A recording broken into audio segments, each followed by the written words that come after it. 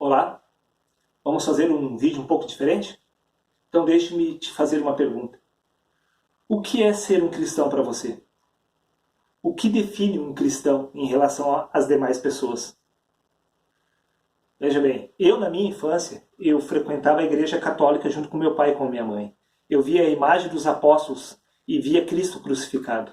E eu sempre tive na minha mente, no meu ser, que uma pessoa, para afirmar que era cristão, ela deveria representar a divindade de Deus aqui na Terra.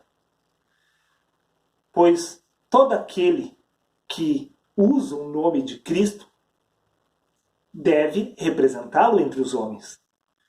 Por isso eu via nos apóstolos essa pessoa de cristão. Porém, o que define um cristão no meio do sistema religioso nos dias atuais? Uma pessoa que se batiza, que tem a carteirinha de membro, uma pessoa que confessa o nome de Cristo, afirmando na frente de todos que Cristo é o seu único e suficiente Salvador? Por acaso isso testifica a seu favor que você é um cristão? Não. O que testifica a favor de uma pessoa que ela é realmente um cristão é se ela traz a natureza de Cristo em si. Pois para ser cristão, primeiro a pessoa deve se nascer do Espírito, deve se nascer de Cristo.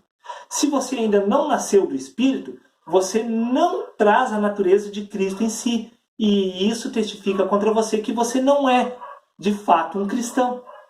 Veja que o que define uma pessoa, o que define a característica de ser cristão é o nascimento do Espírito. Se você não nasceu do Espírito, você jamais irá ou poderá proferir ou trazer a realidade do livro de Romanos, no capítulo 8, versículo 30 para si, aonde diz: e aos que predestinou, a esses também chamou. E aos que chamou, a esses também justificou. E aos que justificou, a esses também glorificou. Veja que para você ser justificado e ser santificado e glorificado, primeiro você tem que nascer do Espírito. E uma vez que você nasceu do Espírito, você foi justificado. Uma vez que você nasceu do Espírito, você será glorificado pelo Pai. Mas se você não nasceu do Espírito, jamais essas características serão empregadas sobre a sua pessoa. Veja o que consta no livro de Romanos, capítulo 8, versículo 28, onde diz: sabemos que todas as coisas cooperam para o bem daqueles que amam a Deus, daqueles que são chamados segundo o seu propósito.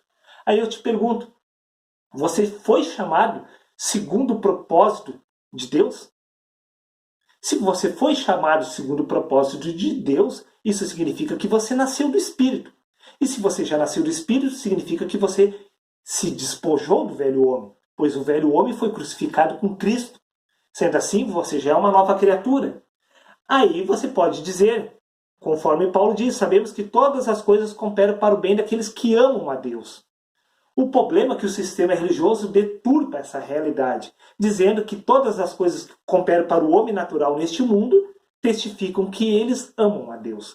Ou seja, se eu cheguei na igreja pobre sem nenhum dinheiro, se eu estou com uma vida praticamente debilitada financeiramente, significa que eu não amo a Deus. Mas a partir do momento que todas as coisas começam a cooperar na minha vida, a partir do momento que eu consigo adquirir um carro zero, que eu compre minha casa própria, a partir do momento que eu me estabeleço de forma financeiramente, de forma sustentável, de forma que eu possa ter a minha própria empresa, então, de fato, todas as coisas estão cooperando comigo, porque eu amo a Deus. Não. Isso nada tem a ver com a realidade de Deus. Aqueles que foram chamados segundo o propósito de Deus se despojam da realidade deste mundo, pois a partir do momento que a pessoa nasce do Espírito e passa a se tornar um cristão, ela passa a buscar as coisas do alto.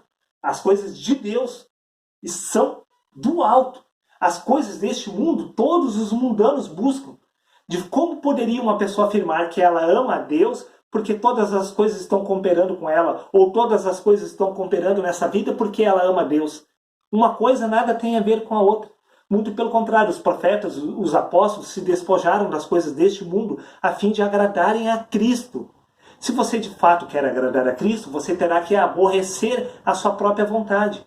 E isso inclui negar os desejos da carne. Se você deseja ter um carro, isso é o desejo do homem, da natureza humana. Quando diz, sabemos que todas as coisas cooperam para o bem daqueles que amam a Deus, todas as coisas cooperam para te livrar, para você se desligar, se desamarrar do velho homem, podendo assim vir a nascer do Espírito. Isso, sim, todas as coisas cooperam para o bem daqueles que amam a Deus. Ou seja, todas as coisas irão cooperar para que você venha a nascer do Espírito, para que você venha a se tornar um em Cristo, se tornando um cristão. As coisas de Deus cooperam para aqueles que o amam. Veja o que diz no livro de Romanos, capítulo 8, versículo 31, que diremos, pois, à vista dessas coisas. Se Deus é por nós, quem será contra nós?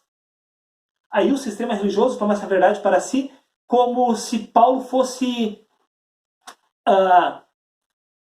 vamos dizer assim, autoconsciente. Como se Paulo fosse onisciente, como se Paulo soubesse de todas as coisas. Quando diz, se Deus é por nós, quem será contra nós? Paulo não está falando de nós aqui, da nossa geração. Paulo está falando dos apóstolos, de Pedro, de Mateus, de Lucas. Veja, o apóstolo Paulo está dizendo, se Deus é por nós, nós quem? Aquelas pessoas que estavam andando com Paulo. Seja Timóteo, seja Barnabé, aquelas pessoas que estavam convivendo com Paulo. Paulo sabia da vida dessas pessoas. E Paulo, então, podia testificar, olha, nós que já nascemos do Espírito, quem será contra nós, se Deus é por nós? O apóstolo Paulo não está dizendo se Deus é por nós, aqui dessa geração. Se você não nasceu do Espírito, você não pode tomar essa realidade para você, tal como consta no livro de Romanos, capítulo 8, versículo 8 e 9. Portanto, os que estão na carne não podem agradar a Deus. Vós, porém, não estáis na carne, mas no Espírito. Aí, novamente, o sistema religioso, todas as igrejas tomam essa verdade para eles. Vós, porém, não estáis na carne, mas no Espírito. Quem disse isso? Paulo não está testificando a respeito de vocês. Paulo não era onisciente. Repito, Paulo não era onisciente. Paulo está falando a respeito das pessoas que conviviam com ele, que estavam caminhando na mesma fé, que haviam já se despojado do velho homem, dos quais já haviam nascido do Espírito. Por isso, tinham o título de cristão sobre si. A essas pessoas, Paulo diz, vós, porém, não estáis na carne, mas no Espírito. Paulo estava falando para as pessoas daquela geração, não para as pessoas dessa geração. Sendo assim, eu, sinceramente, não consigo entender o que está acontecendo com essa geração. Todo mundo agora é cristão. Todo mundo é cristão. Os evangélicos são cristãos, os católicos são cristãos, a nação é cristã, a nação dos Estados Unidos são cristãos. Porém, lá existe a pena de morte. Lá eles fabricam armas para que nações se matem umas às outras. Mas eles todos são cristãos. Mas, porém, agem de forma contrária a Cristo. Todos agem de forma contrária à natureza de Cristo. Cristo pregava o desapego. Cristo pregava a paz e o perdão. Porém, todos agem de forma contrária a Cristo. E dizem que são cristãos. Como você pode dizer que você é cristão se você ainda não nasceu do Espírito e não possui a natureza de Cristo? Você pode dizer que você é evangélico. Você pode dizer que você é católico. Você pode dizer o que você quiser. Mas tomar o título emprestado de cristão sobre si, isso é uma heresia. Paulo era cristão. Os apóstolos eram cristãos. Eles já haviam nascido da natureza espiritual de Cristo. Mas você, por acaso, pode afirmar que você recebeu o chamado, que você foi santificado e glorificado? Analise e reflita. Como que essa nação pode dizer que é cristã? Simplesmente, eu sou cristão porque o meu pai é cristão. Eu sou cristão porque eu não sou ateu. Eu sou cristão porque eu não sou budista. Eu sou cristão porque eu não sou espírita, eu não sou maçom. Ora, poxa, eu nasci num lar cristão. Meus pais são cristãos, meus irmãos são cristãos. Todo mundo é cristão, todo mundo nasceu do Espírito. Todo mundo é espiritual, todo mundo possui a natureza de Cristo.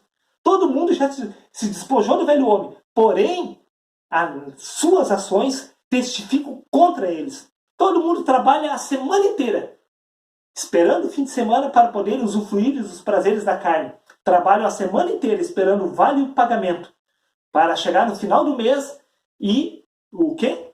Poderem passear, comprar tudo aquilo que agrada o homem natural. Mas dizem que são cristãos. Vivem querendo comprar casas, trabalho e trabalho e trabalho, sempre pensando em adquirir bens materiais. Trabalho põe todo o seu entendimento, toda a sabedoria em cima de projetos humanos. Cursam faculdade a fim de se tornarem ótimos profissionais para poderem adquirir muito dinheiro, porque quanto mais dinheiro, mais bem-sucedido eu serei e mais poderei me entregar aos prazeres da carne, poderei comprar o melhor carro, a melhor casa, as melhores roupas. Isso é ser cristão? Apóstolo Paulo detestava até a roupa que se pegava ao corpo. E vocês dizem que vocês são cristãos, porém vivem de forma contrária a Cristo. Cristo disse que quem o seguisse, quem fosse cristão, os quais seriam seus discípulos, não teriam nada. Era para simplesmente terem a roupa do corpo e o que comer e estar contente. Mas vocês vivem insatisfeitos, sempre querendo mais, mais e mais e mais. Nunca é o suficiente, nunca é o bastante. Por que vocês não põem entendimento, a sabedoria, todo o entendimento e toda a sabedoria na palavra do Criador e busquem a Deus de dia e de noite? Eu tenho buscado a Deus de dia e de noite. Tenho meditado na palavra de Deus há anos. Tenho colocado todo o meu entendimento, buscado a Deus de todo o meu coração e de toda a minha alma. Mas não ouso a dizer que sou um cristão. Para você ousar dizer que é um cristão, primeiro deve possuir a natureza de Cristo e ter se tornado um com Ele. Se você não nasceu do Espírito, como que você já é um cristão? Sinceramente, dá para desistir. Eu não entendo. Todo mundo é cristão. Todo mundo é um com Cristo. Você nunca parou para pensar que há algo de errado dentro do sistema religioso? Que o simples fato de jogar uma água na sua cabeça ou de deitar dentro da água e você já morreu para o velho homem, já nasceu para o homem espiritual? Será que você não consegue entender que isso é uma alegoria, é algo simbólico? Isso de fato não corresponde à natureza espiritual? Para você de fato possuir a natureza de Cristo, você deve morrer para o velho homem. Isso é algo profundo. Aconteceu com poucos homens nessa terra. Agora, simplesmente, essa nação inteira, todo mundo é cristão? Você acha que pelo simples fato, como eu já disse, de tudo estar dando certo na sua vida, isso testifica que você ama Deus? Ora, está cheio de pessoa ímpia que detesta a Deus e está dando tudo certo na vida dela. E aí? Ela está prosperando e ela não busca Deus. Agora, você acha que Deus deseja te abençoar com a mesma sorte de bênçãos que todos os mundanos têm atraído para si? Um carro é uma bênção, uma casa é uma bênção, dinheiro é bênção, status é bênção. É isso que você tem buscado dentro da igreja? Você tem usado a Deus para ficar com a consciência leve, dizendo que eu sou cristão. Tenho agradado a Deus da minha maneira. Jamais a carne pode agradar a Deus. Jamais a carne pode amar a Deus. Porque a carne tem inimizade com Deus. Se você não nasceu do Espírito, você de forma alguma ama a Deus. Você ama o que Deus pode fazer por você. No sentido financeiro, material. Agora, amar a Deus, somente um homem espiritual pode amar a Deus. Somente o homem espiritual pode louvar a Deus. Somente o homem que já possui a natureza de Cristo pode buscar a Deus, pode agradar a Deus. De forma alguma, a carne e o sangue pode amar, pode buscar, pode agradar, pode ter comunhão com Deus. É tão difícil de entender o óbvio, aquilo que está na cara, a natureza humana. O homem que ainda não nasceu do Espírito é inimigo de Deus. Pensa e reflita. Ser cristão é a coisa mais profunda que existe. Para de fato ser um cristão, deve-se possuir a natureza de Cristo nascendo do Espírito. Isso é uma coisa tão especial, é uma coisa divina.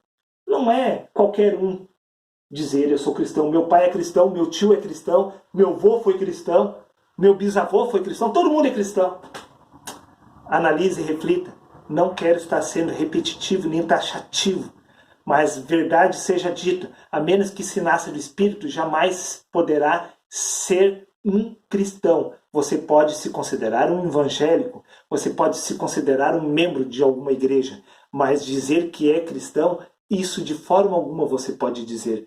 Porque somente aqueles que foram chamados por Deus, aqueles que foram predestinados a isso, tal como os profetas, tal como os apóstolos, esses foram chamados, receberam um dom de Deus. A menos que você receba um dom de Deus, você jamais poderá simplesmente chegar na presença de Deus, entre aspas, e dizer, eu agora sou um cristão. Analise, pense e reflita. Até o próximo vídeo. Não se esqueça de curtir. Não se esqueça de compartilhar com seus amigos, com as pessoas que você ama.